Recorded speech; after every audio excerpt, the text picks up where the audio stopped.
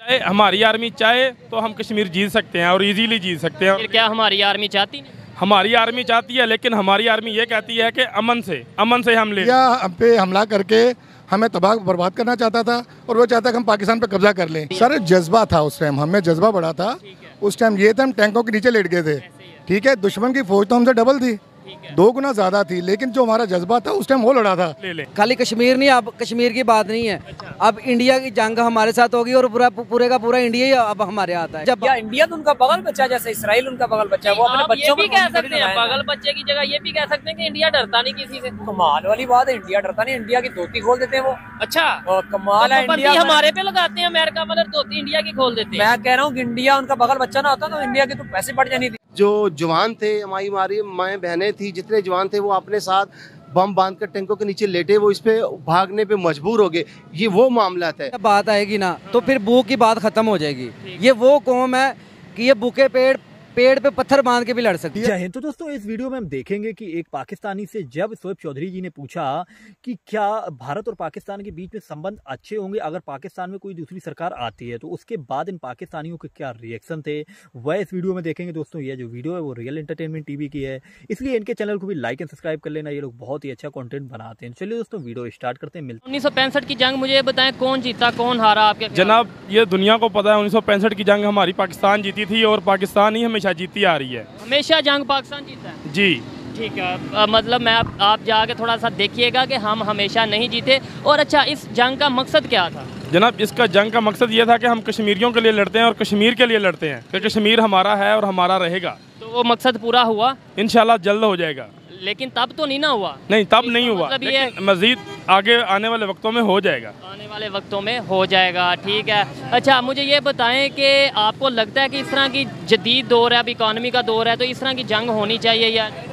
जी जंग नहीं होनी चाहिए। अव्वल पे पहले ये देखना चाहिए कि मिल बैठ के इत्तेफाक से हो जाना चाहिए। अगर नहीं होता तो फिर दूसरा हल इसका यही है। नहीं तो हम छीन के ले लेंगे इनसे चीज़, कश्मीर इनसे लेके रहेंगे। मैं खुद कश्मीर का हूँ, मेरा घर आज़ाद कश्मीर है। तो इंडिया में जो कश्मीर है, इंडिया वालों के पास, वहाँ पर डेवलपमेंट हो रही है या नहीं?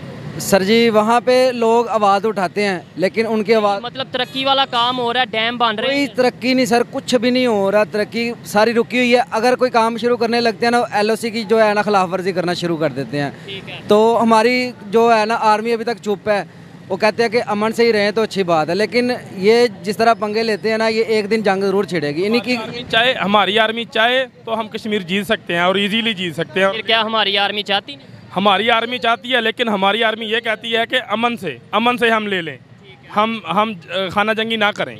तो देखा ये जाए तो कश्मीर में ये देखें, वो जो जिसे हम मकबूजा कश्मीर कहते हैं, इंडिया वाले जम्मू कश्मीर कहते हैं, तो हमारा भी जम्मू ही है, हमारा भी जम्मू कश्मीर है। जम्मू कश्मीर की बात करें तो वो इंडिया वालों ने लिया है, हम कहते हैं हमने उनसे लेना है। जाहिर बात है, वो कश्मीर हमारा, कश्मीर एक कश्मीर है, 2 कश्मीर नहीं है। ये जब अलहदगी हुई थी ना, तो इन्होंने कब्जा किया था इस पे, ठीक है। लेकिन एक वक्त आएगा इंशाल्लाह ये हमारे पास, खाली कश्मीर नहीं, अब कश्मीर की बात नहीं है। अब इंडिया की जंग हमारे साथ होगी और पूरे का पूरा इंडिया ही अब हमारे आता है। ऐसी बात नहीं, ये हदीस नबवी है, गज़वा हिंद जरूर होगी, बात झूठ नहीं हो सकती। ये हमारे पास जरूर पूरे का पूरा इंडिया आएगा। जंग की बात करेंगे, ठीक है। हर एक आपकी अपनी राय, आप जो चाहें बोल सकते हैं, लेकिन देखिए मैं भी अपनी राय देना चाहता हूँ कि जंग की बात करेंगे, आपको लगता है हम इस टाइम इस पोजीशन में हैं कि हम इंडिया के साथ या किसी के साथ, हम तो आपस में भी लड़ रहे हैं, हम तो भूख से लड़ रहे हैं, हम जंग कर सकते हैं इस टाइम? एक जर्नल क्वेश्चन सर जी, बात ये है कि पाकिस्तानी कौम पे जब बात आएगी ना, तो फिर भूख की बात खत्म हो जाएगी।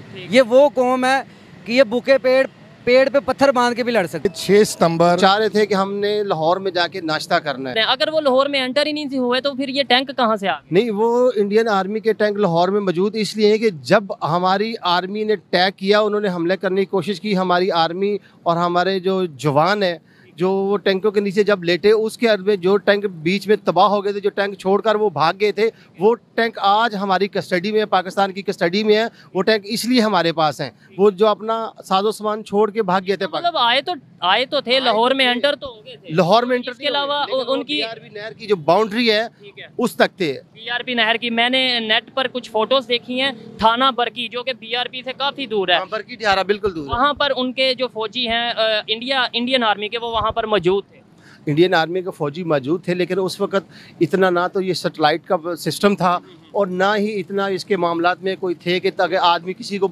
शऊर हो। उस वक्त जस्ट एक रेडियो होता था, रेडियो पर अगर पैगाम चलता था तो आवाम ये नहीं देखती थी कि किसी के पास रोटी है या नहीं है, डंडा है, तलवार है, जो भी है वो लेके निकल पड़ती थी। यही मामलात है कि इंसान को अब शऊर है। अब तो सैटेलाइट दौर है। अब उस वक्त लोग कहेंगे कि फलाना वो छोड़ के भाग गए, लेकिन जो हकीकत ये थी कि हमारे जो जवान थे, हमारी माएँ बहनें थी, जितने जवान थे वो अपने साथ बम बांध कर टैंकों के नीचे लेटे, वो इस पे भागने पे मजबूर हो गए। 1965 को जब बुज़दिल दुश्मन ने रात की तारीखी पे हम पे हमला किया था तो उसका हमने मुंह तोड़ जवाब उनको दिया था।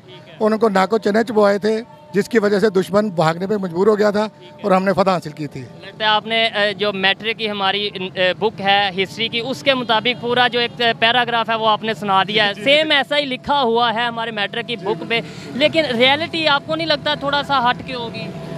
रियलिटी किस हवाले से आप कह रहे हैं? मतलब ये है कि देखें, उन्होंने अगर हमला किया, नुकसान तो दोनों साइडों का, उन्होंने किया या हमने किया, नुकसान दोनों साइडों का हुआ, लेकिन हमें ये बताया जाता है कि हमने ये कर दिया, वो कर दिया। सर जज्बा था उस टाइम, हमें जज्बा बड़ा था। उस टाइम ये था हम टैंकों के नीचे लेट गए थे, ठीक है। दुश्मन की फौज तो हमसे डबल थी, 2 गुना ज़्यादा थी, लेकिन जो हमारा जज्बा था उस टाइम वो लड़ा था। लोग टैंकों के लेट गए थे, उनसे डबल, पता नहीं हमने 300 से ज़्यादा टैंक उनके तबाह किए थे। जाता है कि उन्हें हमने लाहौर नहीं एंटर होने दिया, ऐसा ही है? जी बिल्कुल। लाहौर में जो टैंक मौजूद है इंडिया के, तो वो फिर कहाँ से आए? वो जी जब ये लाहौर वाले अंदर, इंडिया वाले अंदर आ गए थे लाहौर के, BRP इन्होंने क्रॉस कर ली थी तकरीबन। तो वही कह रहे हैं ना, एक तरफ हम कहते हैं कि BRP क्रॉस नहीं करने दी, एक तरफ हम कहते हैं कि BRP क्रॉस। वो जब BRP क्रॉस हुई तो उनको ये लगा कि ये ना हो कि हमें घेरा जा रहा हो, क्योंकि आगे किसी ने हमें रोका ही नहीं, आगे कोई रोकता हमें, तो वो इस डर से वो वापस भागे हैं। जब वो वापस भागे हैं तो उनका आपस में टैंक, वहाँ पे टैंक भी तबाह हुए हैं और लोग उससे वापस चले गए। उसके बाद हमने अपना दिफा मजबूत किया और BRP पे हमने अपना, हमारे फौजियों ने उनको आगे नहीं आने दिया। उसके बाद मुझे ये बताएं कि इसका मकसद क्या था? ये जो 6 सितंबर को 1965 को जंग हुई थी, इसका मकसद क्या था? इसका मकसद ये था कि इंडिया हम पे हमला करके हमें तबाह बर्बाद करना चाहता था और वो चाहता कि हम पाकिस्तान पर कब्जा कर लें।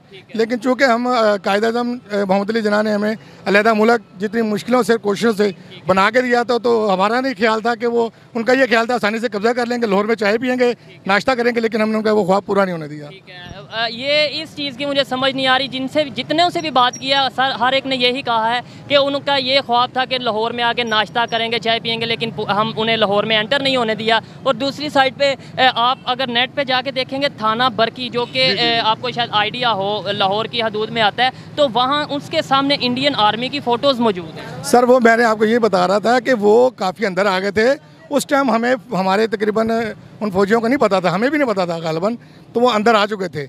लेकिन वो कहते हैं ना, जब खुदा की तरफ से किसी के दिल में खौफ डलता है, उनको ये खौफ हुआ कि यार ये ना हो कि हमें तो बिल्कुल सेफ रास्ता मिल रहा, कोई रोकने वाला नहीं, ये ना हो कि हमें आगे से घेरा जा रही है, हमें घेर के मार दे। उस डर की वजह से वो वापस भागे हैं। उन्होंने कहा वापस भागो, और वापस भागते हुए वो उस हदूद से भागे। तो दोस्तों, आप लोगों ने देखा कि ये जो पाकिस्तानी चचा थे, ये बोल रहे हैं कि भारत हमसे डरता है और भारत और पाकिस्तान के बीच में कभी अच्छे संबंध नहीं हो सकते हैं। और वहीं इनका कहना है कि भारत की जो आर्मी है वो डरपोक आर्मी है और पाकिस्तान की जो आर्मी है वो पावरफुल आर्मी है। और वहीं ये लोग ये भी कह रहे हैं कि भारत बहुत ही ज़्यादा हमसे डरता है और भारत में जो कश्मीर है वो हम लेकर के रहेंगे और वो हम जंग करके ही लेंगे। अब इनको दोस्तों कश्मीर के बारे में ये हमेशा मुद्दा उठाते रहते हैं। अगर आप लोगों से बात की जाए कश्मीर, भारत का जो कश्मीर है और जो पाकिस्तान के पास अभी कश्मीर है हाल में, POK, जिसको लेकर के कहा जा रहा है कि आने वाले समय में भारत भी इसे बहुत ही जल्द ले लेगा। अब देखना ये होगा आगे भारत में क्या अब एक्शन लेता है। हालांकि अभी तो पाकिस्तान के पास है, लेकिन बहुत ही जल्द कहा जा रहा है कि भारत इस पर बहुत ही बड़ा एक्शन लेगा। और वही पाकिस्तानियों की जब आप बात सुनते हैं तो वो लोग यह कहते हैं कि ये जो कश्मीर है वो पाकिस्तान का होना चाहिए और ये पाकिस्तान का था। लेकिन जो पाकिस्तान के पास जो कश्मीर है उसमें भी आप लोग देखते होंगे आवाज़ें उठती रहती हैं। आप लोगों ने न्यूज़ भी देखी होगी पाकिस्तान के अंदर और कश्मीर के अंदर जो पाकिस्तान में POK कि हमें भारत के साथ जाना है। हालांकि जो मीडिया है इसको लेकर के अलग अलग बयान देती रहती है।